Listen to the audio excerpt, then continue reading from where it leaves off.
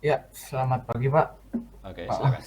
saya mau bertanya soal eh, emiten NDR ini ya. Di LK21-nya ini dia cukup bagus. Mm-mm. Sampai sekarang itu pernya itu hanya 2 kali dan PBV-nya 0,45. Nah, Ya, kenapa saham ini tidak terlalu diapresiasi market gitu? Dan dia itu hanya naik kalau setelah H+1 mungkin, setelah laporan kuartalannya keluar dan habis itu turun dan mendatar lagi gitu. ya. Udah itu aja Pak, terima kasih. Pak Nugi ada pegang sahamnya? Ada, Di sekarang harga? lagi ada 4.500. Oke, jadi apa? Pas dia naik itu kejar ya, seperti itu Pak Nugi. Iya, Harapannya iya, ya akan naik lebih tinggi lagi karena memang valuasinya masih murah. Tapi nggak iya taunya dia betul. malah turun lagi, ya H kan? plus satunya masih naik, setelah itu langsung turun lagi. Oke, oke. Oke, saya jawab ya.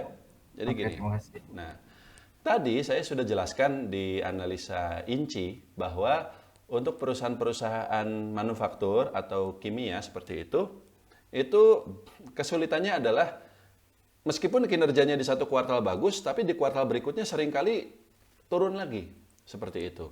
Pada kasus INDR, kinerjanya dia bagus. Masih bagus sekarang ini. Betul, saya sudah cek laporan keuangannya, nggak ada yang aneh-aneh. Betul, laba dia naik. Betul, ROE-nya dia tinggi, PR-nya juga rendah. Seperti itu. Namun, secara historis, Indorama ini dia perusahaan tekstil dan juga bahan-bahan kimia dan seterusnya ya, yang di masa lalu sebenarnya kinerjanya kurang bagus. Sekarang kinerja jadi kinerja dan dalam beberapa tahun terakhir ini juga pernah waktu itu tahun 2018 apa 2019 saya lupa, pernah kinerja dia itu naik sangat tinggi tapi di tahun berikutnya drop lagi. Jadi secara historis kinerja dia itu tidak konsisten. Sama seperti perusahaan kimia pada umumnya. Maka concern investor itu selalu sama. Betul sekarang labanya bagus, betul sekarang PR-nya cuma 2 kali. Tapi bagaimana kalau nanti di kuartal berikutnya laba dia anjlok lagi? Seperti yang terjadi pada emiten Inci tadi yang kita bahas, Intan Wijaya. Itu yang bikin sahamnya itu naik pada hari ketika laporan keuangannya keluar saja.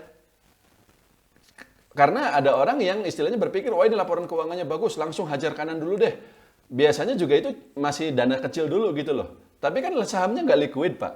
Jadi meskipun orang belinya sedikit-sedikit, tapi kalau yang belinya banyak, orangnya banyak gitu ya, tapi masing-masing belinya sedikit, ya sahamnya naik. Tapi setelah itu nggak ada orang lain yang lanjut beli lagi gitu, karena masih masih ragu-ragu dengan kemungkinan kinerjanya di masa yang akan datang bagaimana. Plus kondisi pasarnya juga yang tadi saya sampaikan masih belum recover ya sampai bulan September ini. Nah, jadi makanya saya sendiri pun meskipun saya juga sempat tertarik dengan INDR ini, tapi kalau dibanding dengan saham-saham yang lain yang lebih besar peluangnya untuk membukukan kenaikan laba di kuartal 3 nanti atau di kuartal 4 dan seterusnya. Contoh seperti itu tadi ya batu bara ya kan. Yang penting kan asal harga batu bara tinggi saja dan memang di masa lalu ketika harga batu bara tinggi maka PTBA dan kawan-kawan itu labanya naik. INDR ini nggak begitu. Kinerja dia itu seperti random saja, kadang bagus tapi lebih sering jelek. Dan nggak ada faktor yang bisa kita lihat untuk menentukan kinerjanya juga gitu. Nggak ada harga batu bara atau harga pulp atau apapun. Jadi investor tuh tidak ada gambaran ke depan kinerjanya bagaimana. Nah, itulah sebabnya saya sendiri ya belum pegang sahamnya sampai saat ini. Cuman kalau misalnya sudah pegang, ya bagaimana? Ya hold saja dulu sih Pak. Karena gini, tadi Pak Nugi katakan, ketika laporan keuangannya keluar, hasilnya bagus dan sahamnya naik pada saat itu. Tapi setelah itu turun lagi. Nah, yang perlu dicatat, baru 2 kuartal berturut-turut kinerjanya INDR ini bagus. Kuartal 1 dan kuartal 2 2021. Jadi orang masih ragu-ragu. Tapi ini lagi-lagi kita bicara pengalaman. Kalau nanti di kuartal 3, which is nggak terlalu lama lagi, awal November laporan keuangannya keluar, dan labanya dia masih naik, nah itu biasanya baru orang yakin nih, udah ini mah bagus lah, sampai akhir tahun 2021. Dan ketika itu sahamnya akan naik lagi sampai 4.000 atau 4.500 dan lanjut naik. Gitu. Tapi itu dengan skenario di kuartal 3 nanti labanya naik, Pak Nugi.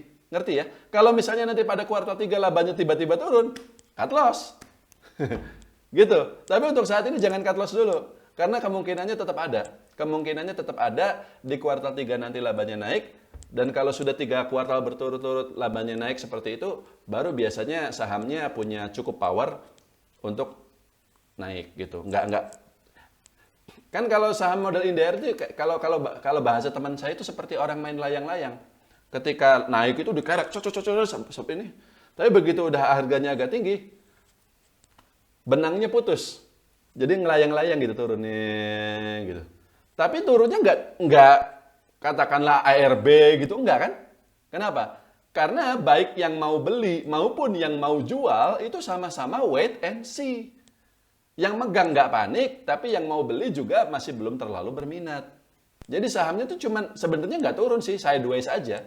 Balik lagi ke harga semula gitu seperti itu. Dan kalau udah pegang ya tunggu saja. Ya sambil berdoalah mudah-mudahan nanti di kuartal 3 kinerjanya bagus gitu. Kurang lebih seperti itu Pak Nugi. Cukup? Oke, cukup Pak. Terima Ya, oke, kasih. ya.